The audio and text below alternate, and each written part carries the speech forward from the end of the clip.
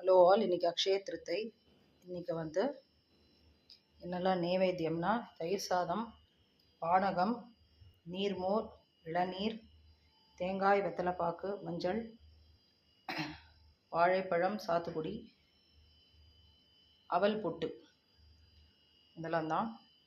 அக்ஷய திருதையினுடைய வரலாறு, அதை எப்படி கொண்டாடணும், அதனுடைய பூஜை முறைகள் என்ன, அதுக்கு என்னெல்லாம் செய்யணும், அப்படி அந்த வரலாறுலாம் பற்றி டீட்டெயில்டாக லாங் வீடியோவில் சொல்லியிருக்கேன், பாருங்கள்.